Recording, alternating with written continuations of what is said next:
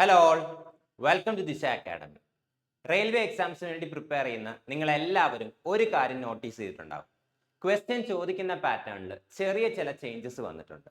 So ഈ changes include ചെയ്തുകൊണ്ട് ഇനി വരാൻ പോകുന്ന NTPC, ഗ്രൂപ്പ് ഡി, ടെക്നീഷ്യൻ തുടങ്ങിയ എല്ലാ റെയിൽവേ എക്സാംസിനും വേണ്ടിയിട്ടുള്ള നിങ്ങളുടെ പ്രിപ്പറേഷനെ ഹെൽപ്പ് ചെയ്യുന്നതിന് വേണ്ടിയിട്ടാണ് ദിശ അക്കാഡമി ഈ ഒരു സീരീസ് ലോഞ്ച് ചെയ്യുന്നത്. സോ നമുക്ക് ഒട്ടും ടൈം വേസ്റ്റ് ചെയ്യേണ്ട, നേരെ ക്വസ്റ്റ്യൻസിലേക്ക് പോകാം. So first question, in the Indian Council of Ministers, who comes next after the Prime Minister?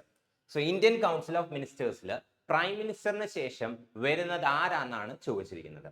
So option A, the Prime Minister, option B, Cabinet Ministers, option C, the Chief Justice of India, and option D, the Speaker of the Lok Sabha. So who comes after Prime Minister in the Council of Ministers?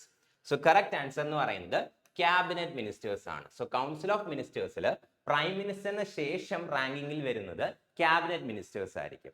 So council of ministers എടുത്തു കഴിഞ്ഞാൽ, council of ministers, നമ്മുടെ council of ministers അല്ലെങ്കിൽ കേന്ദ്ര മന്ത്രിസഭ എടുത്തു കഴിഞ്ഞാൽ അവിടെ നമുക്ക് 3 ടൈപ്സ് ഓഫ് മിനിസ്റ്റേഴ്സിനെ കാണാനായിട്ട് പറ്റും.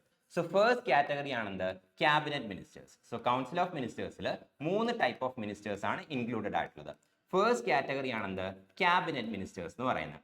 ഇനി ആരാണ് ക്യാബിനറ്റ് മിനിസ്റ്റേഴ്സ് എന്ന് ചോദിച്ചു കഴിഞ്ഞാൽ ഏറ്റവും ഇമ്പോർട്ടൻ്റ് ആയിട്ടുള്ള ചില പോർട്ട്ഫോളിയോസ് ഉണ്ടല്ലോ, അതായത് home, defence, finance, external affairs, അങ്ങനെയുള്ള ഏറ്റവും ഇമ്പോർട്ടൻ്റ് ആയിട്ടുള്ള പോർട്ട്ഫോളിയോസ്, അതായത് മിനിസ്ട്രീസ്, ഇത് ഹോൾഡ് ചെയ്യുന്ന മിനിസ്റ്റേഴ്സ് ആണെന്ത്? ക്യാബിനറ്റ് മിനിസ്റ്റേഴ്സ് എന്ന് പറയുന്നത്.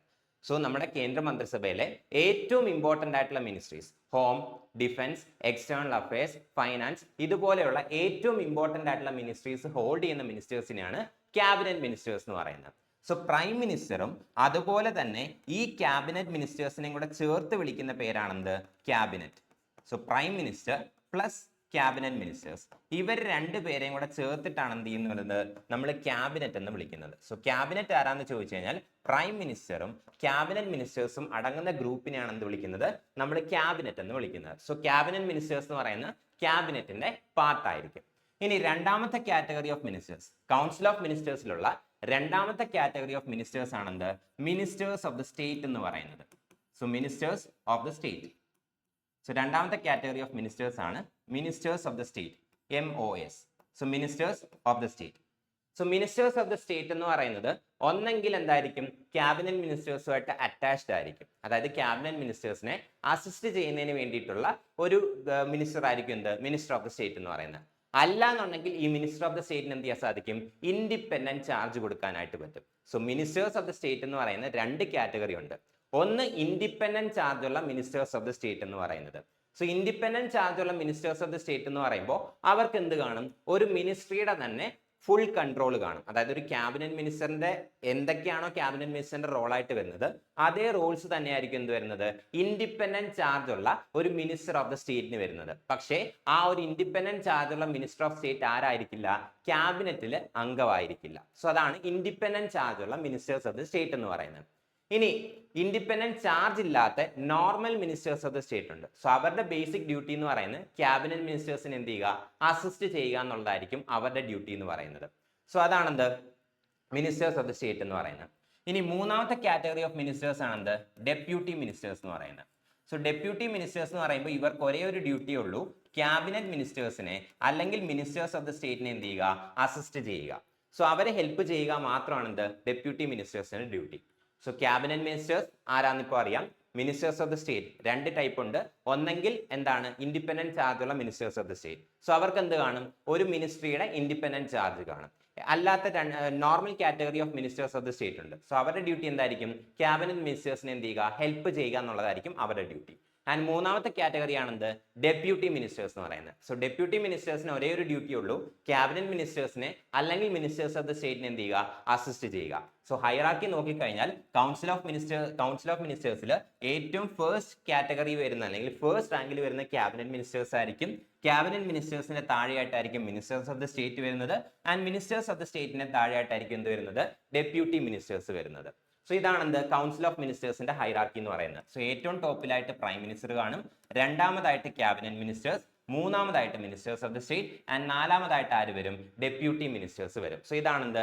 കൗൺസിൽ ഓഫ് മിനിസ്റ്റേഴ്സിന്റെ ഹൈറാർക്കി എന്ന് പറയുന്നത്. So next question, under the PM E-Drive scheme, which of the following vehicle categories are not eligible for demand incentives? So PM E-Drive scheme ഏതൊക്കെ category of vehicles ആണ് demand ഇൻസെന്റീവ്സിന് eligible അല്ലാത്തതെന്നാണ് ചോദിച്ചിരിക്കുന്നത്. So option A electric 2-wheelers four personal use, option B electric 3-wheelers four commercial use, option C electric 3-wheelers for personal use and option D electric buses for public transport. So PM E-Drive സ്കീമിന്റെ അണ്ടറിൽ ഏതൊക്കെ category of vehicles ആണ് demand ഇൻസെന്റീവ്സിന് eligible അല്ലാത്തതെന്നാണ് ചോദിച്ചിരിക്കുന്നത്.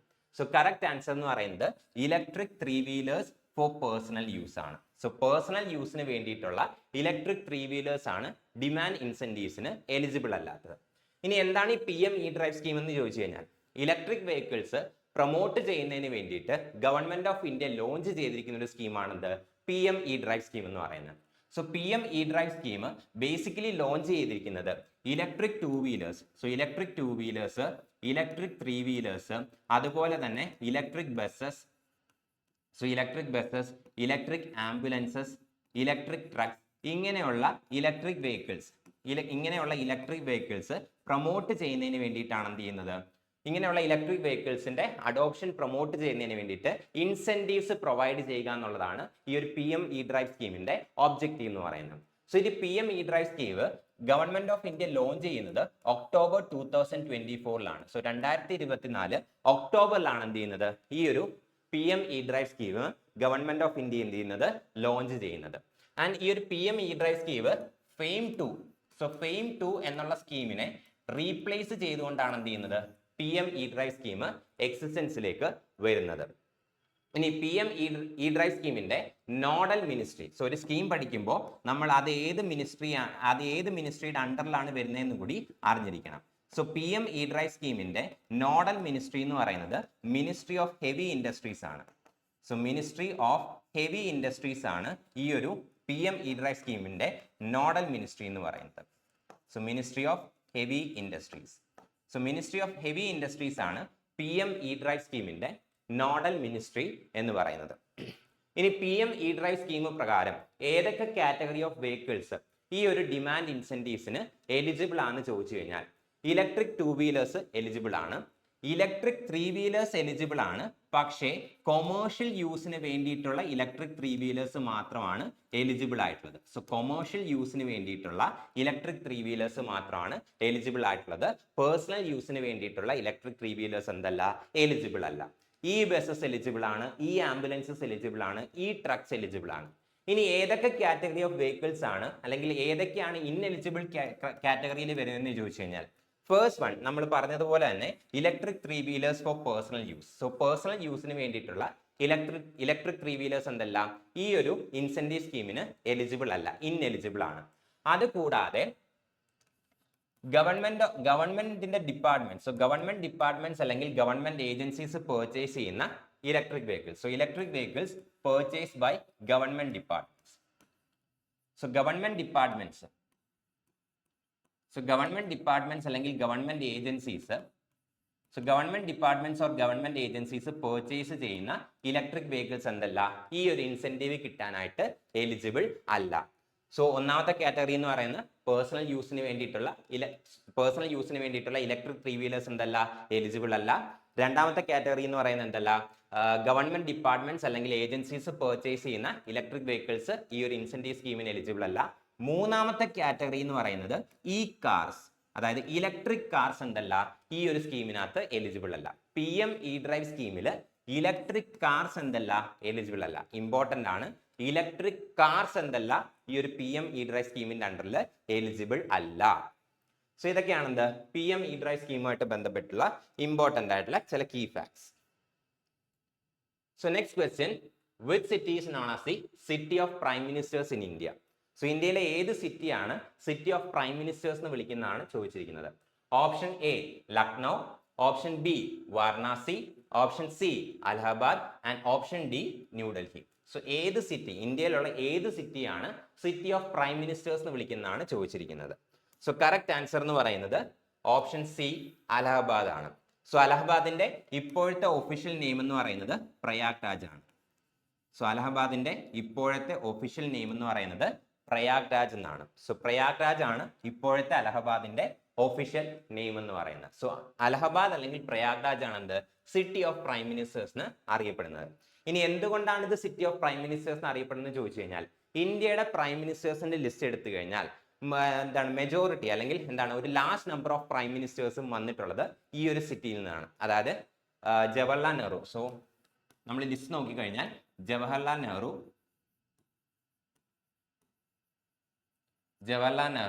Indira Gandhi,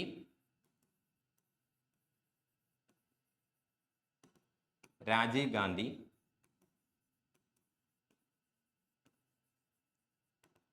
VP Singh, ഇങ്ങനെയുള്ള prime മിനിസ്റ്റേഴ്സിന്റെ എല്ലാം തന്നെ political home എന്ന് പറയുന്നത് അലഹബാദ് ആയിരുന്നു. സോ ഇപ്പോഴത്തെ പ്രയാഗ്രാജ് അതായത് ഫോമർ അലഹബാദ് ആയിട്ടുള്ള ഫോമർ സിറ്റി ആയിട്ടുള്ള അലഹബാദ് ആയിരുന്നു ജവഹർലാൽ നെഹ്റു, ഇന്ദിരാഗാന്ധി, രാജീവ് ഗാന്ധി, VP സിംഗ് മുതലായ ഇന്ത്യൻ പ്രൈം മിനിസ്റ്റേഴ്സിന്റെ പൊളിറ്റിക്കൽ ഹോം എന്ന് പറയുന്നത്. സോ അതുകൊണ്ടാണ് ഈ ഒരു അലഹബാദിനെ അല്ലെങ്കിൽ ഇപ്പോഴത്തെ ഒഫീഷ്യൽ നെയിം ആയിട്ടുള്ള പ്രയാഗ്രാജിനെ city of prime ministers in India എന്ന് വിളിക്കാനുള്ള main reason. So next question which of the following is a part of the secondary sector in India? So ഇതിൽ ഏതാണ് സെക്കൻഡറി സെക്ടറിന്റെ പാർട്ട് ആയിട്ടുള്ളതെന്നാണ് ചോദിച്ചിരിക്കുന്നത്. Option A growing cotton, option B weaving cotton fabric, option C selling cotton clothes in a shop, option D transporting cotton bales to the factories. So which of the following is a part of the secondary sector in India? So correct answer എന്ന് പറയുന്നത് weaving cotton fabric. So cotton fabric weave ചെയ്യുക എന്നുള്ളതാണ് secondary sector ആക്ടിവിറ്റീസിന്റെ കാറ്റഗറിയിൽ വരുന്നത്. So ബാക്കിയുള്ള options നോക്കാം. Growing cotton. So growing cotton എന്ന് പറയുന്നത് പ്രൈമറി സെക്ടറിന്റെ അണ്ടറിൽ വരുന്ന ഒരു ആക്ടിവിറ്റിയാണ്. സോ ഗ്രോയിങ് കോട്ടൺ എന്ന് പറയുന്നത് പ്രൈമറി സെക്ടർ ആക്ടിവിറ്റിയാണ്. Weaving cotton fabric. So weaving cotton fabric എന്ന് പറയുന്നത് സെക്കൻഡറി സെക്ടർ ആക്ടിവിറ്റിയാണ്. Next selling cotton clothes in a shop. ഇതെന്ന് പറയുന്നത് എന്താണ്? ട്രേഡ് റിലേറ്റഡ് ആയിട്ടുള്ള ആക്ടിവിറ്റിയാണ്. സോ കോട്ടൺ ക്ലോത്ത്സ് എന്ത് ചെയ്യുക, ഒരു ഷോപ്പിൽ വെച്ച് സെല്ല് ചെയ്യുക എന്നുള്ളത് എന്താണ്? ഒരു ട്രേഡ് റിലേറ്റഡ് ആയിട്ടുള്ള ആക്ടിവിറ്റീസ് ആണ്. ആൻഡ് ട്രേഡ് റിലേറ്റഡ് ആയിട്ടുള്ള ആക്ടിവിറ്റീസ് എപ്പോഴും ഏത് സെക്ടറിലാണ് വരുന്നത്? ടെർഷറി സെക്ടറിലാണ് വരുന്നത്. സോ ടെർഷറി സെക്ടറിലാണ് എന്ത് ചെയ്യുന്നത്? ഈ ഒരു ആക്ടിവിറ്റി വരുന്നത്. And option D transporting cotton bales to factories. So ഫാമിൽ നിന്നുള്ള കോട്ടൺ ബെയിൽസ് എന്ത് ചെയ്യുന്നു? ഫാക്ടറീസിലേക്ക് ട്രാൻസ്പോർട്ട് ചെയ്യുന്നു. ട്രാൻസ്പോർട്ടേഷൻ എന്ന് പറയുന്ന ഏത് സെക്ടറിനകത്ത് വരും? ടെർഷറി സെക്ടറിലാണ് എന്ത് ചെയ്യുന്നത്? ട്രാൻസ്പോർട്ടേഷനും വരുന്നത്. ഇനി എക്കോണമിക് ആക്ടിവിറ്റീസ് അല്ലെങ്കിൽ ആക്ടിവിറ്റീസിനെ ബേസ് ചെയ്ത് നമുക്ക് എന്ത് ചെയ്യാൻ സാധിക്കും? എക്കോണമിയെ ജനറലി മൂന്ന് സെക്ടേഴ്സ് ആയിട്ട് എന്ത് ചെയ്യാൻ പറ്റും? ക്ലാസിഫൈ ചെയ്യാനായിട്ട് പറ്റും. ഫസ്റ്റ് വൺ ആണ് എന്ത്?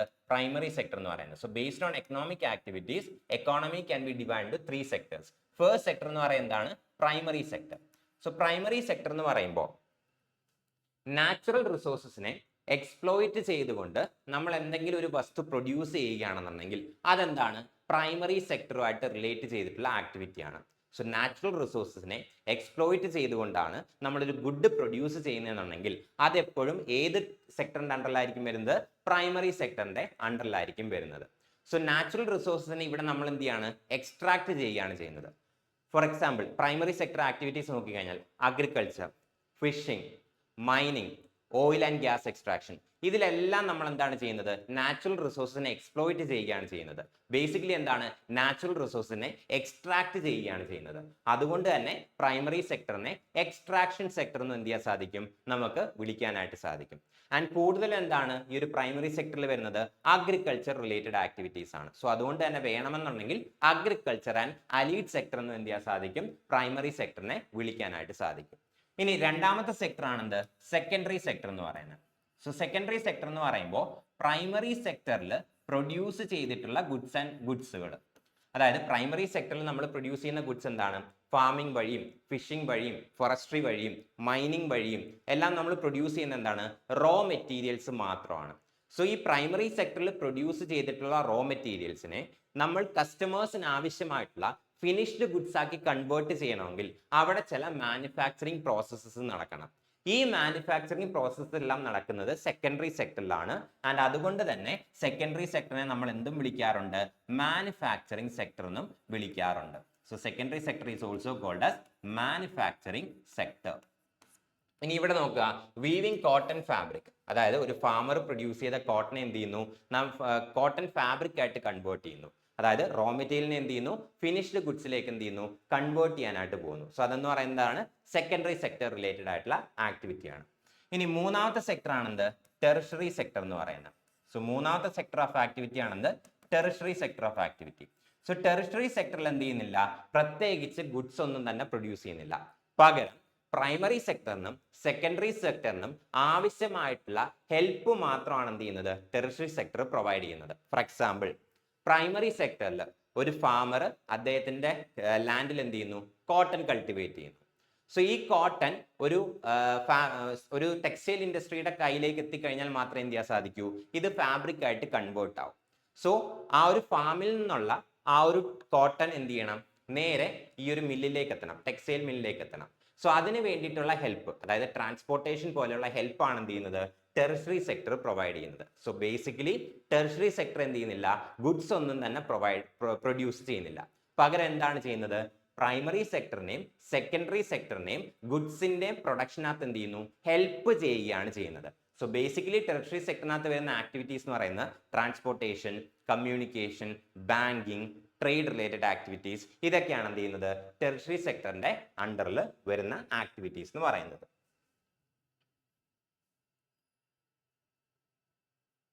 സോ നിങ്ങൾ വരാൻ പോകുന്ന റെയിൽവേ എക്സാംസിന് വേണ്ടിയിട്ട് സീരിയസ് ആയിട്ട് പ്രിപ്പയർ ചെയ്യാൻ ആഗ്രഹിക്കുന്നുണ്ടെങ്കിൽ അതിന് വേണ്ടിയിട്ട് ദിശ അക്കാഡമി റെയിൽവേ എക്സാംസിന്റെ ഒരു കംപ്ലീറ്റ് കോഴ്സ് ലോഞ്ച് ചെയ്തിട്ടുണ്ട്. സോ ഈ ഒരു കംപ്ലീറ്റ് കോഴ്സിൽ നിങ്ങൾക്ക് ദിശ അക്കാഡമിയുടെ തന്നെ പ്രിന്റഡ് ടെക്സ്റ്റ് ബുക്കുകൾ അവൈലബിൾ ആയിരിക്കും, പേഴ്സണൽ മെന്റർഷിപ്പ് ഉണ്ടായിരിക്കുന്നതായിരിക്കും, ആൻഡ് എക്സ്പേർട്ട് ഫാക്കൽറ്റീസ് ആയിരിക്കും എന്ത് ചെയ്യുന്നത്, ക്ലാസ്സസ് ലീഡ് ചെയ്യുന്നത്.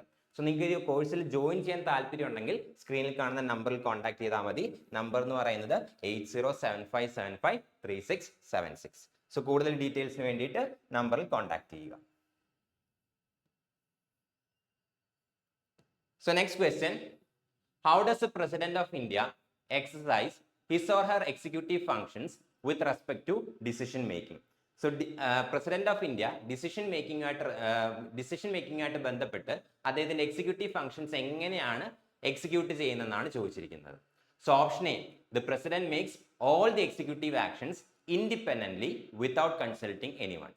Option B, the President acts on the aid and advice of the Council of Ministers headed by the Prime Minister. Option C, the President can reject all the decisions of the Council of Ministers without any obligation. Option D, the President exercises executive powers only during emergencies and remains inactive otherwise. So President of India അദ്ദേഹത്തിന്റെ executive functions എങ്ങനെയാണ് exercise ചെയ്യുന്നതെന്നാണ് ചോദിച്ചിരിക്കുന്നത്. So എങ്ങനെയാണ് അദ്ദേഹത്തിന്റെ executive functions exercise ചെയ്യുന്നത്? So correct answer എന്ന് പറയുന്നത് option B ആണ്. The President acts on the aid and advice of the Council of Ministers headed by the Prime Minister. So president അദ്ദേഹത്തിന്റെ executive functions perform ചെയ്യുന്നത് prime minister head ചെയ്യുന്ന council of മിനിസ്റ്റേഴ്സിന്റെ aid and അഡ്വൈസിനെ base ചെയ്തിട്ടാണ്. So article 74 Indian കോൺസ്റ്റിറ്റ്യൂഷന്റെ article 74 ആണ് എന്ത് ചെയ്യുന്നത്, ഈ ഒരു കാര്യം മെൻഷൻ ചെയ്തിരിക്കുന്നത്. സോ ആർട്ടിക്കിൾ 74 പറയുന്നതനുസരിച്ച് പ്രസിഡന്റിനെ എയ്ഡ് ചെയ്യുന്നതിന് വേണ്ടിയിട്ടും അഡ്വൈസ് ചെയ്യുന്നതിന് വേണ്ടിയിട്ടും ഒരു കൗൺസിൽ ഓഫ് മിനിസ്റ്റേഴ്സ് ഉണ്ടായിരിക്കണം. പ്രൈം മിനിസ്റ്റർ ഹെഡ് ചെയ്യുന്ന ഒരു കൗൺസിൽ ഓഫ് മിനിസ്റ്റേഴ്സ് ഉണ്ടായിരിക്കണം എന്ന് പറയുന്ന ആർട്ടിക്കിൾ ആണെന്ത്, article 74. So article 74 says that there shall be a council of ministers headed by the prime minister to aid and advise the president. So പ്രസിഡന്റിനെ aid ചെയ്യുന്നതിന് വേണ്ടിയിട്ടും advise ചെയ്യുന്നതിന് വേണ്ടിയിട്ടും ഒരു കൗൺസിൽ ഓഫ് മിനിസ്റ്റേഴ്സ് ഉണ്ടായിരിക്കണം which is headed by the prime minister. ഇതാണെന്ത് ആർട്ടിക്കിൾ 74 പറയുന്നത്. And 1976 വരെ, സോ 1976 വരെ ഈ ആർട്ടിക്കിൾ 74 പറഞ്ഞിരിക്കുന്ന കാര്യം, അതായത് പ്രസിഡന്റിനെ എയ്ഡ് ചെയ്യുന്നതിനും അഡ്വൈസ് ചെയ്യുന്നതിന് വേണ്ടിയിട്ട് പ്രൈം മിനിസ്റ്റർ ഹെഡ് ചെയ്യുന്ന ഒരു കൗൺസിൽ ഓഫ് മിനിസ്റ്റേഴ്സ് ഉണ്ടായിരിക്കണം എന്ന് മാത്രമാണ് ആർട്ടിക്കിൾ 74 പറഞ്ഞിരുന്നത്. എന്നാൽ ഈ കൗൺസിൽ ഓഫ് മിനിസ്റ്റേഴ്സ് കൊടുക്കുന്ന അഡ്വൈസ് പ്രസിഡന്റിന്റെ മുകളിൽ ബൈൻഡിങ് ആണോ, അതായത് പ്രസിഡന്റ് അത് ഒബേ ചെയ്യണോ വേണ്ടയോ എന്നുള്ള കാര്യം എന്തില്ലായിരുന്നു, കോൺസ്റ്റിറ്റ്യൂഷനകത്ത് എവിടെയും മെൻഷൻ ചെയ്തിട്ടില്ലായിരുന്നു. സോ 1976 മുമ്പ് വരെ ആർട്ടിക്കിൾ 74 പറഞ്ഞിരുന്നത് ഇത്ര മാത്രമാണ്, പ്രസിഡന്റിനെ എയ്ഡ് ചെയ്യുന്നതിനും അഡ്വൈസ് ചെയ്യുന്നതിന് വേണ്ടിയിട്ടും ഒരു കൗൺസിൽ ഓഫ് മിനിസ്റ്റേഴ്സ് വേണം. ബട്ട് ഈ കൗൺസിൽ ഓഫ് മിനിസ്റ്റേഴ്സ് കൊടുക്കുന്ന അഡ്വൈസ് പ്രസിഡന്റിന് ബാധകമാണോ അല്ലയോ എന്നുള്ള കാര്യം എന്ത് ചെയ്തില്ലായിരുന്നു, കോൺസ്റ്റിറ്റ്യൂഷനകത്ത് എവിടെയും മെൻഷൻ ചെയ്തിട്ടില്ലായിരുന്നു ബിഫോർ 1976. സോ 1976 എന്ത് സംഭവിച്ചു, പാർലമെന്റ് ഒരു കോൺസ്റ്റിറ്റ്യൂഷൻ അമെന്റ്മെന്റ് ആക്ട് പാസ്സാക്കി, 42nd constitution amendment act of 1976. So 1976 parliament എന്ത് ചെയ്തു, 42nd കോൺസ്റ്റിറ്റ്യൂഷൻ അമെന്റ്മെന്റ് ആക്ട് പാസ്സാക്കി. And 42nd constitution amendment act പ്രകാരം ആർട്ടിക്കിൾ 74 പറയുന്നതനുസരിച്ച് കൗൺസിൽ ഓഫ് മിനിസ്റ്റേഴ്സ് കൊടുക്കുന്ന അഡ്വൈസ് പ്രസിഡന്റിന്റെ മുകളിൽ ബൈൻഡിങ് ആക്കി മാറ്റി. സോ 1976 മുമ്പ് വരെ കൗൺസിൽ ഓഫ് മിനിസ്റ്റേഴ്സ് കൊടുക്കുന്ന അഡ്വൈസ് പ്രസിഡന്റിന്റെ മുകളിൽ ബൈൻഡിങ് അല്ലായിരുന്നു, പ്രസിഡന്റ് ഒബേ ചെയ്യണം എന്നുള്ള ഒരു കമ്പൽസേഷൻ ഒന്നും ഇല്ലായിരുന്നു. എന്നാൽ 1976 42nd കോൺസ്റ്റിറ്റ്യൂഷൻ അമെന്റ്മെന്റ് ആക്ട് എന്ത് ചെയ്തു, കൗൺസിൽ ഓഫ് മിനിസ്റ്റേഴ്സ് പ്രസിഡന്റിന് കൊടുക്കുന്ന അഡ്വൈസ് പ്രസിഡന്റ് അനുസരിച്ചേ മതിയാകൂ എന്നുള്ള ഒരു കമ്പൽഷൻ എന്ത് ചെയ്തു, കൊണ്ടുവന്നു. So 42nd constitution amendment act of 1976 ശേഷമാണ് കൗൺസിൽ ഓഫ് മിനിസ്റ്റേഴ്സ് പ്രസിഡന്റിന് കൊടുക്കുന്ന അഡ്വൈസ് പ്രസിഡന്റിന്റെ മുകളിൽ ബൈൻഡിങ് ആയിട്ട് മാറിയത്. ആൻഡ് എന്നാൽ 44th constitution amendment act, so 44th constitution amendment act of 1978 എന്ത് ചെയ്തു, ഇതിനകത്തൊരു സേഫ് ഗാർഡ് കൂടി കൊണ്ടുവന്നു. അതായത് പ്രസിഡന്റിന്റെ മുകളിൽ ബൈൻഡിങ് ആവുമെന്ന് 42nd constitution amendment act of 1976 പറഞ്ഞു. എന്നാൽ ഇതിനകത്ത് ഒരു ചെറിയ സേഫ് ഗാർഡ്, അതായത് കൗൺസിൽ ഓഫ് മിനിസ്റ്റേഴ്സ് അവർക്ക് ഇഷ്ടമുള്ളതുപോലെ എല്ലാ കാര്യങ്ങളും ചെയ്യാതിരിക്കുന്നതിന് വേണ്ടിയിട്ട് ഒരു സേഫ് ഗാർഡ് എന്നുള്ള രീതിയിൽ എന്ത് ചെയ്തു, 44th constitution amendment act of 1978 ഒരു അഡീഷണൽ പ്രൊവിഷൻ കൂടി കൊണ്ടുവന്നു. സോ കൗൺസിൽ ഓഫ് മിനിസ്റ്റേഴ്സ് കൊടുക്കുന്ന അഡ്വൈസ് പ്രസിഡന്റിന്റെ മുകളിൽ ബൈൻഡിങ് ആണ്, ബട്ട് വേണമെന്നുണ്ടെങ്കിൽ പ്രസിഡന്റ് എന്ത് ചെയ്യാൻ സാധിക്കും, കൗൺസിൽ ഓഫ് മിനിസ്റ്റേഴ്സ് കൊടുത്ത അഡ്വൈസ് ഒന്ന് റീകൺസിഡർ ചെയ്യുന്നതിന് വേണ്ടിയിട്ട് കൗൺസിൽ ഓഫ് മിനിസ്റ്റേഴ്സിന്റെ അടുത്ത് പറയാൻ സാധിക്കും എന്നുള്ള പ്രൊവിഷൻ എന്ത് ചെയ്തു, 44th constitution amendment act of 1978 എഴുതി ചേർത്തു. അതായത് 44th constitution amendment act of 1978 എന്താ ചെയ്തത്, കൗൺസിൽ ഓഫ് മിനിസ്റ്റേഴ്സ് പ്രസിഡന്റിന് ഒരു അഡ്വൈസ് കൊടുത്തു കഴിഞ്ഞാൽ പ്രസിഡന്റിന് ആ ഒരു അഡ്വൈസിൽ എന്തെങ്കിലും എതിർപ്പുണ്ടെങ്കിൽ കൗൺസിൽ ഓഫ് മിനിസ്റ്റേഴ്സിന്റെ അടുത്ത് ആ ഒരു അഡ്വൈസ് റീകൺസിഡർ ചെയ്യാനായിട്ട് ഒരു തവണ പറയാം എന്നുള്ള ഒരു പ്രൊവിഷൻ എന്ത് ചെയ്തു, 44th constitution amendment act of 1978 എഴുതി ചേർത്തു. സോ ഇപ്പോ സിറ്റുവേഷൻ എന്താണെന്ന് ചോദിച്ചു കഴിഞ്ഞാൽ കൗൺസിൽ ഓഫ് മിനിസ്റ്റേഴ്സ് കൊടുക്കുന്ന അഡ്വൈസ് പ്രസിഡന്റിന്റെ മുകളിൽ ബൈൻഡിങ് ആണ്, ബട്ട് പ്രസിഡന്റിന് ആ ഒരു അഡ്വൈസിൽ എന്തെങ്കിലും വിയോജിപ്പുണ്ടെങ്കിൽ ഒരു തവണ റീകൺസിഡർ, ആ ഒരു അഡ്വൈസ് റീകൺസിഡർ ചെയ്യുന്നതിന് വേണ്ടിയിട്ട് കൗൺസിൽ ഓഫ് മിനിസ്റ്റേഴ്സിന്റെ അടുത്ത് പറയാൻ സാധിക്കും.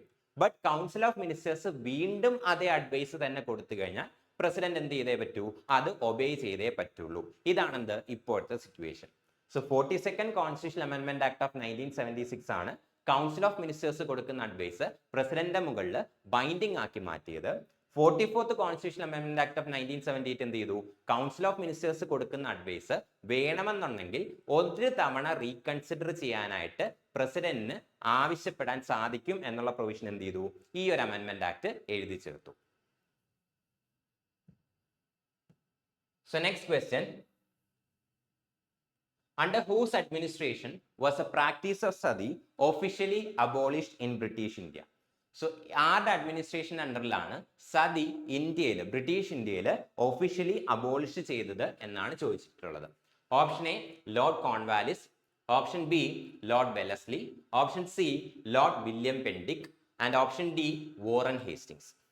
സോ കറക്റ്റ് ആൻസർ എന്ന് പറയുന്നത് option C Lord William Bentinck ആണ്.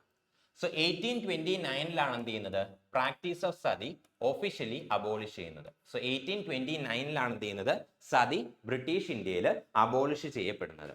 സോ 1829 സതി അബോളിഷ് ചെയ്യപ്പെടുമ്പോൾ ലോർഡ് വില്യം പെൻഡിക് എന്ന് പറയുന്നത് ഗവർണർ ജനറൽ ഓഫ് ബംഗാൾ ആയിരുന്നു. സോ അന്ന് ഗവർണർ ജനറൽ ഓഫ് ബംഗാൾ എന്ന് പറയുന്നത് ലോർഡ് വില്യം പെൻഡിക് ആയിരുന്നു. സോ 1829 എന്ത് ചെയ്യുന്നത്, സതി ബ്രിട്ടീഷ് ഇന്ത്യയിൽ അബോളിഷ് ചെയ്യപ്പെടുന്നത്. ആൻഡ് അബോളിഷ് ചെയ്യപ്പെട്ട ആ ഒരു ടൈമിൽ 1829 ഗവർണർ ജനറൽ ഓഫ് ബംഗാൾ ആയിട്ട് സേവനം അനുഷ്ഠിച്ചുകൊണ്ടിരുന്നത് ലോർഡ് വില്യം പെൻഡിക് ആയിരുന്നു. അതിനുശേഷം എന്ത് ചെയ്തു, ചാർട്ടർ ആക്ട് ഓഫ് 1833 വന്നു. അതിനുശേഷം ചാർട്ടർ ആക്ട് ഓഫ് 1833 വന്നു. ഈ ചാർട്ടർ ആക്ട് ഓഫ് 1833 എന്ത് ചെയ്തു, ഗവർണർ ജനറൽ ഓഫ് ബംഗാളിനെ ഗവർണർ ജനറൽ ഓഫ് ഇന്ത്യ ആക്കി മാറ്റി. സോ ഗവർണർ ജനറൽ ഓഫ് ബംഗാളിനെ ഗവർണർ ജനറൽ ഓഫ് ഇന്ത്യ ആക്കി മാറ്റി.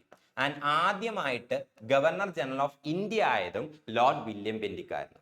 സോ 1829 സതി എന്ത് ചെയ്യുന്നത് ഒഫീഷ്യലി അബോളിഷ് ചെയ്യുന്നത്, ബ്രിട്ടീഷ് ഇന്ത്യയിൽ അബോളിഷ് ചെയ്യപ്പെടുന്നത്. ആ ഒരു ടൈമിൽ ലോർഡ് വില്യം ബെന്റിക് ആയിരുന്നു ഗവർണർ ജനറൽ ഓഫ് ബംഗാൾ എന്ന് പറയുന്നത്. ആൻഡ് അതിനുശേഷം 1833 എന്ത് ചെയ്യുന്നു, British government charter act of 1833 കൊണ്ടുവരുന്നു. ആൻഡ് ചാർട്ടർ ആക്ട് ഓഫ് 1833 എന്ത് ചെയ്യുന്നു, ഗവർണർ ജനറൽ ഓഫ് ബംഗാളിനെ ഗവർണർ ജനറൽ ഓഫ് ഇന്ത്യ ആക്കി മാറ്റുന്നു. ഇങ്ങനെ ഗവർണർ ജനറൽ ഓഫ് ഇന്ത്യ ആക്കി മാറ്റിയപ്പോൾ ആദ്യമായിട്ട് ഗവർണർ ജനറൽ ഓഫ് ഇന്ത്യ ആയിട്ട് മാറിയതും ആരാണ്, ലോർഡ് വില്യം ബെന്റിക് ആണ്. So who was A first governor general of India എന്ന് ചോദിച്ചു കഴിഞ്ഞാൽ അതാരാണ്, ലോർഡ് വില്യം ബെന്റിക് ആണ്. സോ ചാർട്ടർ ആക്ട് ഓഫ് 1833 ആണ് എന്ത് ചെയ്തത്, ഗവർണർ ജനറൽ ഓഫ് ബംഗാളിനെ ഗവർണർ ജനറൽ ഓഫ് ഇന്ത്യ ആക്കി മാറ്റിയത്. ആൻഡ് ആദ്യമായിട്ട് ഗവർണർ ജനറൽ ഓഫ് ഇന്ത്യ ആയിട്ട് മാറുന്നതും ആരാണ്, ലോർഡ് വില്യം ബെന്റിക് ആണ്. ഇനി സതിയുടെ അബോളിഷന് വേണ്ടിയിട്ട് വളരെയധികം കോൺട്രിബ്യൂട്ട് ചെയ്തിട്ടുള്ള ഒരു കീ റിഫോമർ ആണെന്ത്, രാജാറാം മോഹൻ റോയ്. സോ രാജാറാം മോഹൻ റോയ് ആണെന്ത്, സതിയുടെ അബോളിഷനുമായിട്ട് ബന്ധപ്പെട്ടിട്ടുള്ള one of the famous influence എന്ന് പറയുന്നത് രാജാറാം മോഹൻ റോയ്. സോ രാജാറാം മോഹൻ റോയ് ആണ് സതിയുടെ അബോളിഷനുമായിട്ട് ബന്ധപ്പെട്ടിട്ട് വളരെ എന്താണ് കീ ആയിട്ടുള്ള ഒരു കോൺട്രിബ്യൂഷൻ നടത്തിയിട്ടുള്ള വ്യക്തി എന്ന് പറയുന്നത്.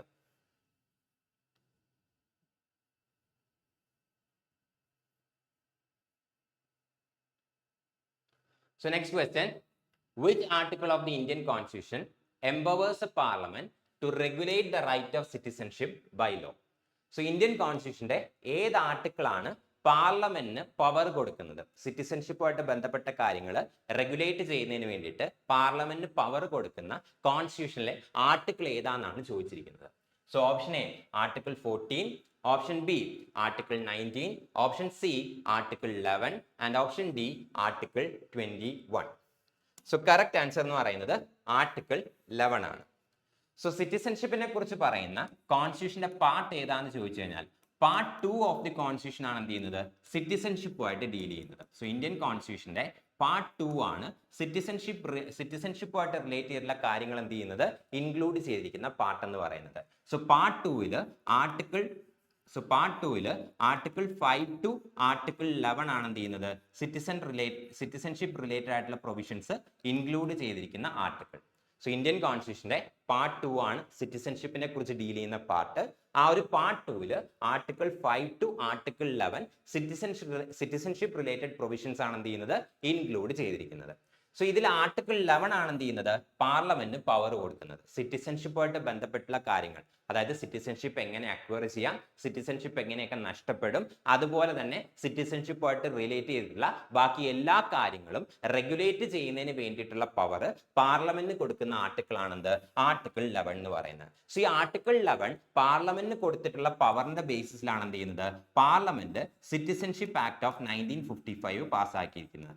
So parliament citizenship act of 1955 പാസ്സാക്കിയത് ഈ ഒരു പവറിന്റെ ബേസിസിലാണ്. സോ ഇന്ത്യൻ കോൺസ്റ്റിറ്റ്യൂഷന്റെ ആർട്ടിക്കിൾ 11 പാർലമെന്റ് എന്ത് ചെയ്തു, സിറ്റിസൺഷിപ്പ് റിലേറ്റഡ് ആയിട്ടുള്ള കാര്യങ്ങൾ ഡിസൈഡ് ചെയ്യാനുള്ള പവർ എന്ത് ചെയ്തു, എംപവർ ചെയ്തു കൊടുത്തു. ആൻഡ് അതിന്റെ ബേസിസിലാണ് എന്ത് ചെയ്യുന്നത്, സിറ്റിസൺഷിപ്പ് ആക്ട് ഓഫ് 1955 പാർലമെന്റ് പാസ്സാക്കിയത്. സോ ഈ സിറ്റിസൺഷിപ്പ് ആക്ട് ഓഫ് 1955 എന്ത് ചെയ്തിട്ടുണ്ട്, സിറ്റിസൺഷിപ്പ് എങ്ങനെ അക്വയർ ചെയ്യാം, സോ സിറ്റിസൺഷിപ്പിന്റെ അക്വിസിഷനുമായിട്ട് ബന്ധപ്പെട്ടുള്ള കാര്യങ്ങളും അതുപോലെ തന്നെ സിറ്റിസൺഷിപ്പ് എങ്ങനെ നഷ്ടപ്പെടാം, സിറ്റിസൺഷിപ്പിന്റെ ടെർമിനേഷനുമായിട്ട് ബന്ധപ്പെട്ടുള്ള എല്ലാ കാര്യങ്ങളും എന്ത് ചെയ്തിട്ടുണ്ട്, ഡീറ്റെയിൽഡ് ആയിട്ട് തന്നെ ഈ ഒരു സിറ്റിസൺഷിപ്പ് ആക്ട് ഓഫ് 1955 എന്ത് ചെയ്തിട്ടുണ്ട്, ലിസ്റ്റ് ചെയ്തിട്ടുണ്ട്. ആൻഡ് ഈ സിറ്റിസൺഷിപ്പ് ആക്ട് ഓഫ് 1955 ഇതുവരെ 6 തവണ എന്ത് ചെയ്യപ്പെട്ടിട്ടുണ്ട്, അമെൻഡ് ചെയ്യപ്പെട്ടിട്ടുണ്ട്. സോ സിറ്റിസൺഷിപ്പ് ആക്ട് ഓഫ് 1955 6 തവണയാണ്. സോ ടോട്ടലി അതായത് സിറ്റിസൺഷിപ്പ് ആക്ട് 1955 എക്സിസ്റ്റൻസിൽ വന്നത് മുതൽ ഇതുവരെ പ്രസന്റ് ടൈം വരെ സിറ്റിസൺഷിപ്പ് ആക്ട് എന്ത് ചെയ്തു, 6 ടൈംസ് 6 തവണ എന്ത് ചെയ്തിട്ടുണ്ട്, അമെൻഡ് ചെയ്യപ്പെട്ടിട്ടുണ്ട്. സോ 1986 എന്ത് ചെയ്യുന്നത്, ആദ്യമായിട്ട് അമെൻഡ് ചെയ്യുന്നത്. സോ 1986 ആദ്യമായിട്ട് അമെൻഡ് ചെയ്യുന്നത്. അതിനുശേഷം 1992 അതിനുശേഷം 2003 സോ അതിനുശേഷം 2003 then 2005 then 2005 2015 and 2019 ഇങ്ങനെ 6 തവണ എന്ത് ചെയ്തിട്ടുണ്ട്, ഈ ഒരു സിറ്റിസൺഷിപ്പ് ആക്ട് ഓഫ് 1955 അമെൻഡ് ചെയ്യപ്പെട്ടിട്ടുണ്ട്. 1986, 1992, 2003, 2005, 2015 and 2019.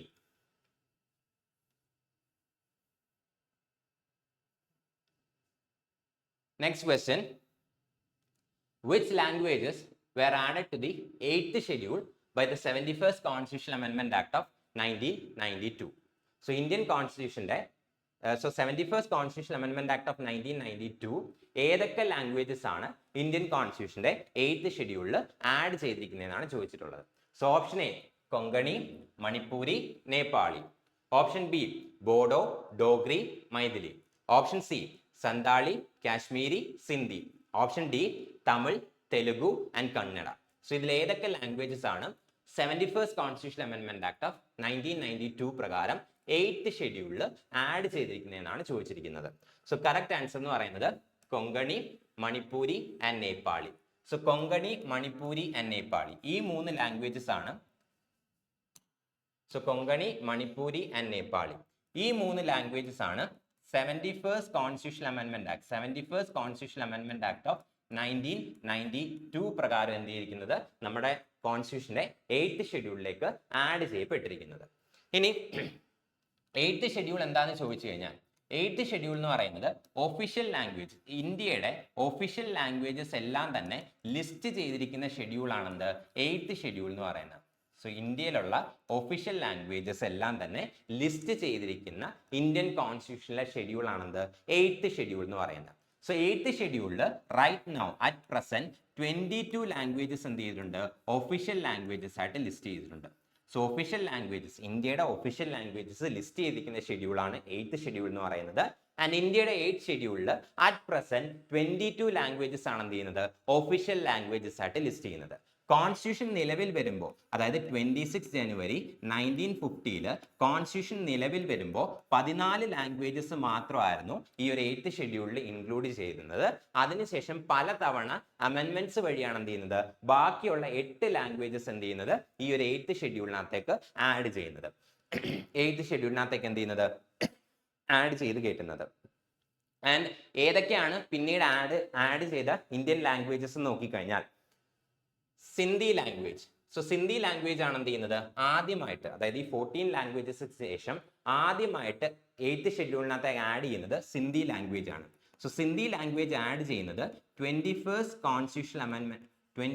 Constitutional Amendment Act of 1967. So 1967 21st Constitutional Amendment Act പ്രകാരമാണ് എന്ത് ചെയ്യുന്നത് സിന്ധി ലാംഗ്വേജ് 8th ഷെഡ്യൂളിലേക്ക് ആഡ് ചെയ്യുന്നത്.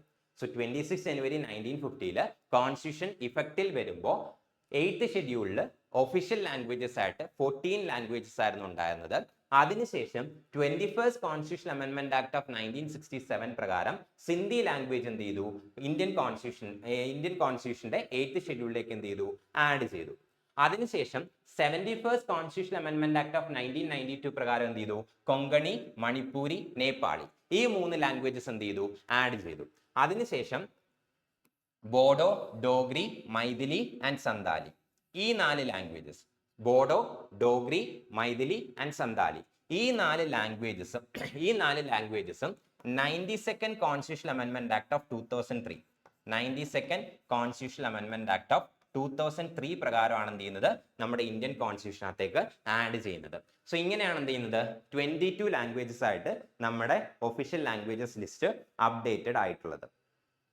സോ ഇന്ത്യൻ കോൺസ്റ്റിറ്റ്യൂഷൻ ഇഫക്റ്റിൽ വരുമ്പോൾ 26 ജനുവരി 1950 8th ഷെഡ്യൂളിൽ 14 ലാംഗ്വേജസ് ആയിരുന്നു ഒഫീഷ്യൽ ലാംഗ്വേജസ് ആയിട്ട് ഉണ്ടായിരുന്നത്. അതിനുശേഷം 21st Constitutional Amendment Act of 1967 പ്രകാരം സിന്ധി ആഡ് ചെയ്തു. അതിനുശേഷം 71st Constitutional Amendment Act of 1992 വഴി 3 ലാംഗ്വേജസ് കൊങ്കണി, മണിപ്പൂരി, നേപ്പാളി ആഡ് ചെയ്തു.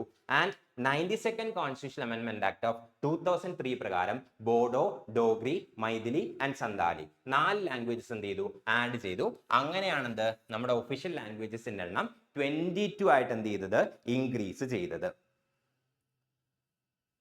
സോ ഇതൊക്കെയാണെന്ത് ഒഫീഷ്യൽ ലാംഗ്വേജസുമായിട്ട് ബന്ധപ്പെട്ടുള്ള ഇമ്പോർട്ടൻ്റ് ആയിട്ടുള്ള കാര്യങ്ങൾ.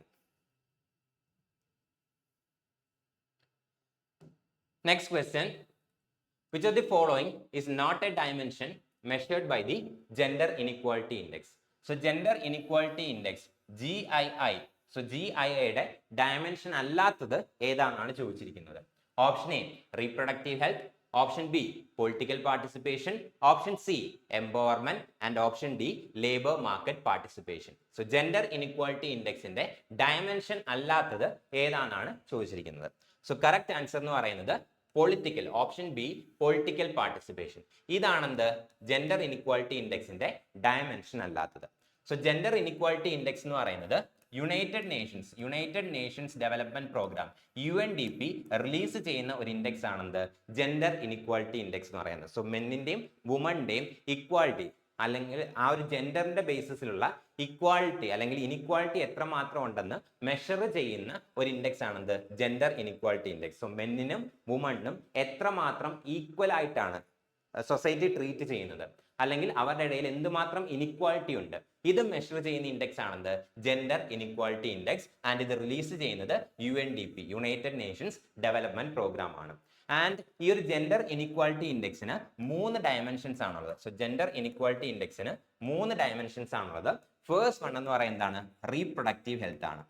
സോ 3 പാരാമീറ്റേഴ്സ് വെച്ചിട്ടാണ് എന്ത് ചെയ്യുന്നത് ഈ ഒരു ജെൻഡർ ഇനിക്വാളിറ്റി ഇൻഡെക്സ് അവർ കമ്പൈൽ ചെയ്യുന്നത്. First one is reproductive health. So reproductive ഹെൽത്തിൽ അവർ നോക്കുന്ന പാരാമീറ്റേഴ്സ് എന്തൊക്കെയാണെന്ന് നോക്കിക്കഴിഞ്ഞാൽ ഫസ്റ്റ് വൺ ആണെന്ത് MMR, maternal mortality rate.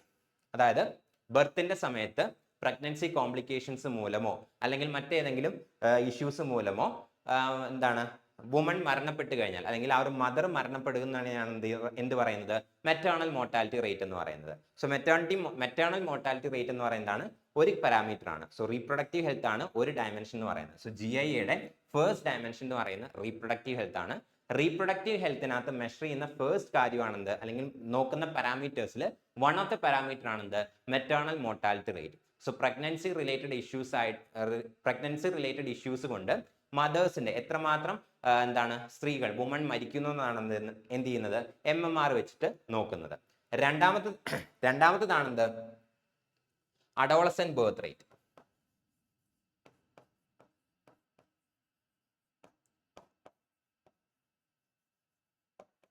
So രണ്ടാമത്തതാണ് adolescent birth rate. So adolescent birth rate എന്ന് പറയുമ്പോൾ 15 to 19 ഏജ് ഗ്രൂപ്പിലുള്ള അതായത് 15 മുതൽ 19 വയസ്സിനിടയിലുള്ള എത്ര കുട്ടികൾ പ്രഗ്നന്റ് ആകുന്നു പ്രഗ്നന്റ് ആകുന്നു എന്നുള്ളതാണ് എന്ത് ചെയ്യുന്നത് ഈ ഒരു അഡോളസെന്റ് ബർത്ത് റേറ്റ് വെച്ചിട്ട് എന്ത് ചെയ്യുന്നത് മെഷർ ചെയ്യുന്നത്.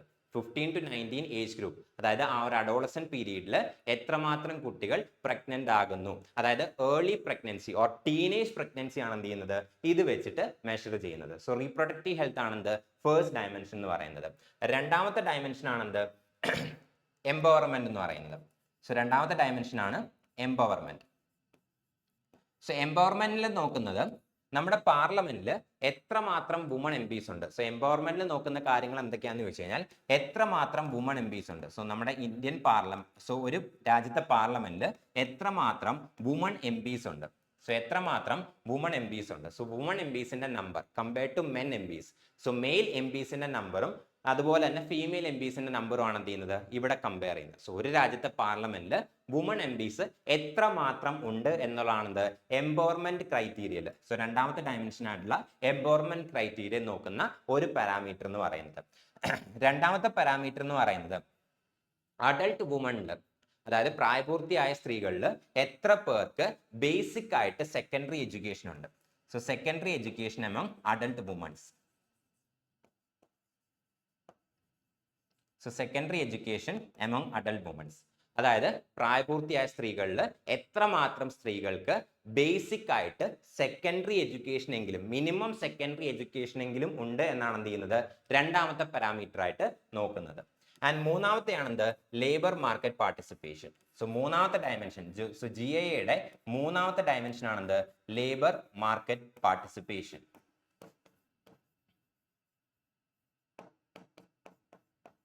സോ മൂന്നാമത്തെ ഡയമെൻഷൻ ആണ് labour market participation. So labour market പാർട്ടിസിപ്പേഷനിൽ ലേബർ മാർക്കറ്റിൽ മെന്നിന്റെ പാർട്ടിസിപ്പേഷൻ എത്രയാണ്, വുമന്റെ പാർട്ടിസിപ്പേഷൻ എത്രയാണ്, ഇതാണ് എന്ത് ചെയ്യുന്നത് ബേസിക്കലി മെഷർ ചെയ്യുന്നത്. സോ ജെൻഡർ ഇനിക്വാളിറ്റി ഇൻഡെക്സ് മെന്നിന്റെയും വുമന്റെ ഇടയിലുള്ള ഇനിക്വാളിറ്റീസ് മെഷർ ചെയ്യാൻ അല്ലെങ്കിൽ അവരെ എത്രമാത്രം ഈക്വൽ ആയിട്ട് ട്രീറ്റ് ചെയ്യുന്നു എന്ന് മെഷർ ചെയ്യുന്ന ഒരു ഇൻഡെക്സ് ആണെന്ത് GIA എന്ന് പറയുന്നത്. ആൻഡ് ഇത് റിലീസ് ചെയ്യുന്നത് യുണൈറ്റഡ് നേഷൻസ് ഡെവലപ്മെന്റ് പ്രോഗ്രാം ആണ്. ആൻഡ് ജെൻഡർ ഇനിക്വാളിറ്റി ഇൻഡെക്സിൽ 3 ഡയമെൻഷൻസ് ആണ് എന്ത് ചെയ്യുന്നത് കൺസിഡർ ചെയ്യുന്നത്. ഫസ്റ്റ് വൺ ആണെന്ത് റീപ്രൊഡക്റ്റീവ് ഹെൽത്ത്. റീപ്രൊഡക്റ്റീവ് ഹെൽത്തിൽ നോക്കുന്നത് first one MMR maternal mortality rate, second one adolescent birth rate. ഇനി രണ്ടാമത്തെ ഡയമെൻഷൻ ആണ് എന്ത്? എംപവർമെന്റ്. എംപവർമെന്റിൽ എന്താണ് നോക്കുന്നതെന്ന് ചോദിച്ചു കഴിഞ്ഞാൽ ഒരു രാജ്യത്തെ പാർലമെന്റിൽ എത്രമാത്രം വുമൺ MPs ഉണ്ട്, അതുപോലെ തന്നെ അഡൾട്ട് വുമൺസിൽ, സോ പ്രായപൂർത്തിയായ സ്ത്രീകളിൽ എത്ര പേർക്കെങ്കിലും ബേസിക് ആയിട്ടുള്ള സെക്കൻഡറി എഡ്യൂക്കേഷൻ ഉണ്ട്. മൂന്നാമത്തെയാണ് എന്ത്? Labour market participation. സോ ഒരു രാജ്യത്തിന്റെ ലേബർ മാർക്കറ്റിൽ വുമന്റെ പാർട്ടിസിപ്പേഷൻ എത്രയാണ്, ഇതാണ് എന്ത് ചെയ്യുന്നത്? ഇവിടെ മെഷർ ചെയ്യുന്നത്. സോ ഇതാണ് എന്ത്? GI എന്ന് പറയുന്നത്. ഇനി ലേറ്റസ്റ്റ് ആയിട്ടുള്ള ജെൻഡർ ഇനിക്വാലിറ്റി ഇൻഡെക്സ് എന്ന് പറയുമ്പോൾ GI 2022 ആണ്. സോ 2024 റിലീസ് ചെയ്തിട്ടുള്ള GII 2022. So 2024 United Nations development programme last എന്ത് ചെയ്തത്? ഈ ഒരു ജെൻഡർ ഇനിക്വാലിറ്റി ഇൻഡെക്സ് റിലീസ് ചെയ്ത്, ആൻഡ് അത് 2022 ഡേറ്റ ബേസ് ചെയ്തിട്ടുള്ള ഒരു ഇൻഡെക്സ് ആണ്. സോ അത് GII 2022 എന്നാണ് പറയുന്നത്.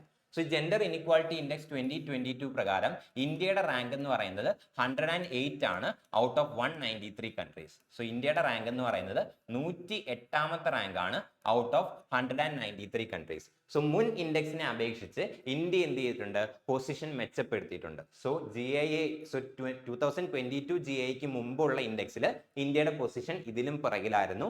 എന്നാൽ ഇപ്പോൾ ഇന്ത്യ എന്ത് ചെയ്തിട്ടുണ്ട്? പൊസിഷൻസ് മെച്ചപ്പെടുത്തിയിട്ട് 108 റാങ്കിലേക്ക് വന്നിട്ടുണ്ട് out of 193 countries. Out of 193 countries. ഇനി GII ഇൻഡെക്സിൽ ഏറ്റവും ടോപ്പിലുള്ളത് ഡെൻമാർക്ക് ആണ്. സോ ഏറ്റവും ടോപ്പിലുള്ളത് ഡെൻമാർക്ക് ആണ്. സോ GII ഇൻഡെക്സ് എടുത്തു കഴിഞ്ഞാൽ ഫസ്റ്റ് പൊസിഷനിലുള്ളത്, ഈ ഒരു ഇൻഡെക്സിലെ ഫസ്റ്റ് പൊസിഷനിലുള്ളത് ഡെൻമാർക്ക് ആണ്. സെക്കൻഡ് പൊസിഷനിലുള്ളത് നോർവേ ആണ്. ആൻഡ് തേർഡ് പൊസിഷനിലുള്ളത് സ്വിറ്റ്സർലാൻഡ് ആണ്. So first one is Denmark. So ഈ ജെൻഡർ ഇനിക്വാലിറ്റി ഇൻഡെക്സിലെ ഏറ്റവും ടോപ്പിലുള്ളത് ഡെൻമാർക്ക് ആണ്. സെക്കൻഡ് പൊസിഷൻ നോർവേക്കാണ്. ആൻഡ് തേർഡ് പൊസിഷൻ സ്വിറ്റ്സർലാൻഡ് ആണ്. ആൻഡ് ഇന്ത്യയുടെ റാങ്കിങ് എന്ന് പറയുന്നത് 108 ആണ് ഔട്ട് ഓഫ് 193. സോ ഇതൊക്കെയാണ് എന്ത്? ജെൻഡർ ഇനിക്വാലിറ്റി ഇൻഡെക്സുമായിട്ട് ബന്ധപ്പെട്ടുള്ള ഇമ്പോർട്ടന്റ് ആയിട്ടുള്ള ചില facts. So next question, what is the maximum strength of the deputy governors of the Reserve Bank of India according to the Reserve Bank of India Act 1934? So RBI Act 1934 പ്രകാരം Reserve Bank of ഇന്ത്യയിൽ maximum എത്ര deputy governor's വരെ ആകാം എന്നാണ് ചോദിച്ചിരിക്കുന്നത്. Option A 2, option B 3, option C 4 and option D 5. So correct answer എന്ന് പറയുന്നത് option C 4 ആണ്. So Reserve Bank of India Act 1934 പ്രകാരം RBIയിൽ മാക്സിമം 4 ഡെപ്യൂട്ടി ഗവർണേഴ്സ് വരെയാണ് ആകാൻ സാധിക്കുന്നത്. ഇനി റിസർവ് ബാങ്ക് ഓഫ് ഇന്ത്യയുടെ ചില കീ ഫാക്ട്സ് നോക്കിക്കഴിഞ്ഞാൽ 1926 ബ്രിട്ടീഷ് ഗവൺമെന്റ് അപ്പോയിന്റ് ചെയ്തിട്ടുള്ള ഒരു കമ്മീഷൻ ആയിരുന്നു ഹിൽട്ടൺ യങ് കമ്മീഷൻ. സോ ഈ ഹിൽട്ടൺ യങ് കമ്മീഷന്റെ റെക്കമെൻഡേഷൻ ആയിരുന്നു എന്ത്? ഇന്ത്യയിൽ ഒരു സെൻട്രൽ ബാങ്ക് എസ്റ്റാബ്ലിഷ് ചെയ്യണം എന്നുള്ളത്. സോ 1926 ബ്രിട്ടീഷ് ഗവൺമെന്റ് അപ്പോയിന്റ് ചെയ്ത ഹിൽട്ടൺ യങ് കമ്മീഷൻ എന്ത് ചെയ്തു? ഇന്ത്യയിൽ ഒരു സെൻട്രൽ ബാങ്ക് എസ്റ്റാബ്ലിഷ് ചെയ്യണം എന്ന് റെക്കമെൻഡ് ചെയ്തു. അതിന്റെ ഭാഗമായിട്ട് 1934 ഇന്ത്യയുടെ സെൻട്രൽ ലെജിസ്ലേറ്റീവ് അസംബ്ലി എന്ത് ചെയ്തു? Reserve Bank of India Act 1934 പാസ്സാക്കി. സോ ഈ ഒരു കമ്മീഷന്റെ റെക്കമെൻഡേഷൻസിന്റെ ബേസിസിൽ ഇന്ത്യയുടെ central legislative assembly 1934 Reserve Bank of India Act പാസ്സാക്കുന്നു. And Reserve Bank of India 1934 provisions പ്രകാരം 1st April 1935 so 1st April 1935 എന്ത് ചെയ്യുന്നു? RBI Reserve Bank of India operationalise ചെയ്യുന്നു. So Reserve Bank of India 1934 പ്രൊവിഷൻസിന്റെ ബേസിസിലാണ് RBI എന്ത് ചെയ്യുന്നത്? Establish ചെയ്യുന്നത്. ആൻഡ് 1st April 1935 എന്ത് ചെയ്യുന്നു? RBI ഓപ്പറേഷണലൈസ്ഡ് ആകുന്നു. സോ RBI ഓപ്പറേഷണലൈസ് ചെയ്യുമ്പോൾ കൽക്കട്ട ആയിരുന്നു എന്ത്? RBIയുടെ ഹെഡ് ക്വാർട്ടേഴ്സ് എന്ന് പറയുന്നത്. So Reserve Bank of India ഓപ്പറേഷനിൽ വരുമ്പോൾ കൽക്കട്ട ആയിരുന്നു റിസർവ് ബാങ്ക് ഓഫ് ഇന്ത്യയുടെ ഹെഡ് ക്വാർട്ടേഴ്സ് എന്ന് പറയുന്നത്. ആൻഡ് ഓപ്പറേഷനിൽ വന്ന ഈ ഒരു ടൈമിൽ അല്ലെങ്കിൽ എസ്റ്റാബ്ലിഷ് ചെയ്ത ഈ ഒരു ടൈമിൽ റിസർവ് ബാങ്ക് ഓഫ് ഇന്ത്യ എന്ന് പറയുന്നതായിരുന്നു ഒരു പ്രൈവറ്റ് എൻറ്റിറ്റി ആയിരുന്നു. അതായത് ഗവൺമെന്റ് കൺട്രോളിലുള്ള ഒരു ഓർഗനൈസേഷൻ അല്ലായിരുന്നു റിസർവ് ബാങ്ക് ഓഫ് ഇന്ത്യ എന്ന് പറയുന്നത്. മറിച്ച് RBIയുടെ എല്ലാ ഷെയർസും പ്രൈവറ്റ് വ്യക്തികളുടെ കയ്യിലായിരുന്നു. സോ RBI എന്ന് പറയുന്നതായിരുന്നു എസ്റ്റാബ്ലിഷ് ചെയ്യുന്ന സമയത്ത് ഒരു പ്രൈവറ്റ് എൻറ്റിറ്റി ആയിരുന്നു. ആൻഡ് 1937 എന്ത് സംഭവിച്ചു? റിസർവ് ബാങ്ക് ഓഫ് ഇന്ത്യയുടെ ഹെഡ് ക്വാർട്ടേഴ്സ് കൽക്കട്ടയിൽ നിന്ന് മുംബൈയിലേക്ക് എന്ത് ചെയ്തു? പെർമനന്റ് ആയിട്ട് ഷിഫ്റ്റ് ചെയ്തു. സോ സോ 1935 എസ്റ്റാബ്ലിഷ് ചെയ്യുമ്പോൾ കൽക്കട്ടയായിരുന്നു RBIയുടെ ഹെഡ് ക്വാർട്ടേഴ്സ് എന്ന് പറയുന്നത്. അതിനുശേഷം 1937 എന്ത് ചെയ്യുന്നു, reserve Bank of India permanent ആയിട്ട് കൽക്കട്ടയിൽ നിന്ന് മുംബൈയിലേക്ക് ഷിഫ്റ്റ് ചെയ്യുന്നു. ആൻഡ് 1949 എന്ത് ചെയ്യുന്നത്, റിസർവ് ബാങ്ക് ഓഫ് ഇന്ത്യയെ നാഷണലൈസ് ചെയ്യുന്നത്. സോ എസ്റ്റാബ്ലിഷ് ചെയ്ത സമയത്ത് റിസർവ് ബാങ്ക് ഓഫ് ഇന്ത്യ ഒരു പ്രൈവറ്റ് എൻറ്റിറ്റി ആയിരുന്നു. ആൻഡ് 1949 എന്ത് ചെയ്യുന്നു, റിസർവ് ബാങ്ക് ഓഫ് ഇന്ത്യയെ നാഷണലൈസ് ചെയ്യുന്നു. So nationalization of Reserve Bank of India happened in 1949. And Reserve Bank of Indiaയുടെ ഹെഡ് എന്ന് പറയുന്നത് RBI ഗവർണർ ആയിരിക്കും. സോ റിസർവ് ബാങ്ക് ഓഫ് ഇന്ത്യയുടെ ഗവർണർ ആയിരിക്കും എന്ത്, RBIയുടെ ഹെഡ് എന്ന് പറയുന്നത്. And Reserve Bank of India ഗവർണറിനെ അപ്പോയിന്റ് ചെയ്യുന്നത് ഒരു 3 വർഷത്തെ ടെന്യൂറിലാണ്. ബട്ട് സെൻട്രൽ ഗവൺമെന്റ് എന്ത് ചെയ്യാൻ സാധിക്കും, വേണമെന്നുണ്ടെങ്കിൽ ഇത് എക്സ്റ്റെൻഡ് ചെയ്യാനായിട്ട് സാധിക്കും. സോ റിസർവ് ബാങ്ക് ഓഫ് ഇന്ത്യയെ ഹെഡ് ചെയ്യുന്നത് RBI ഗവർണർ ആയിരിക്കും. ആൻഡ് RBI ഗവർണറിനെ അപ്പോയിന്റ് ചെയ്യുന്ന ഗവൺമെന്റ് ഓഫ് ഇന്ത്യ ആണ്. ആൻഡ് ഗവൺമെന്റ് ഓഫ് ഇന്ത്യക്ക് എന്ത് ചെയ്യാൻ സാധിക്കും, വേണമെന്നുണ്ടെങ്കിൽ ഇനിഷ്യൽ ടെന്യൂർ ആയ 3 ഇയേഴ്സ് എന്ത് ചെയ്യാൻ സാധിക്കും, എക്സ്റ്റെൻഡ് ചെയ്യാനായിട്ട് സാധിക്കും. സോ RBI ഗവർണറിനെ അപ്പോയിന്റ് ചെയ്യുന്ന അല്ലെങ്കിൽ RBI ഗവർണറിന്റെ ടെന്യൂർ എന്ന് പറയുന്നത് 3 ഇയേഴ്സ് ആണ്. ഇനിഷ്യലി 3 ഇയേഴ്സ് ആണ്. ബട്ട് വേണമെന്നുണ്ടെങ്കിൽ ഗവൺമെന്റ് ഓഫ് ഇന്ത്യക്ക് എന്ത് ചെയ്യാൻ സാധിക്കും, ആ ഒരു ടെന്യൂർ എക്സ്റ്റെൻഡ് ചെയ്യാനായിട്ട് സാധിക്കും. ഇനി RBI ഗവർണറിനെ കൂടാതെ മാക്സിമം 4 ഡെപ്യൂട്ടി ഗവർണേഴ്സ് കൂടി എന്താകാം, RBIയിൽ ഉണ്ടാകാൻ സാധിക്കും. So Reserve Bank of India RBI act 1934 provisions പ്രകാരം റിസർവ് ബാങ്ക് ഓഫ് ഇന്ത്യയിൽ ഗവർണറിനെ കൂടാതെ മാക്സിമം 4 ഡെപ്യൂട്ടി ഗവർണേഴ്സ് വരെയാകാം. ആൻഡ് ഈ 4 deputy governors maximum 4 deputy governors വരെയാകാം. ആൻഡ് ഈ ഡെപ്യൂട്ടി ഗവർണേഴ്സിനെ അപ്പോയിന്റ് ചെയ്യുന്നത് ഇനിഷ്യൽ പീരീഡ് ഓഫ് 3 ഇയേഴ്സിലേക്കായിരിക്കും. സോ ഇനിഷ്യൽ പീരീഡ് ഓഫ് 3 ഇയേഴ്സിലേക്കാണ്. ബട്ട് അവരുടെ മാക്സിമം പീരീഡ് എന്ന് പറയുന്നത് എന്താവാൻ പാടില്ല, 5 ഇയേഴ്സിൽ കൂടാനും പാടില്ല. So maximum period of 5 years.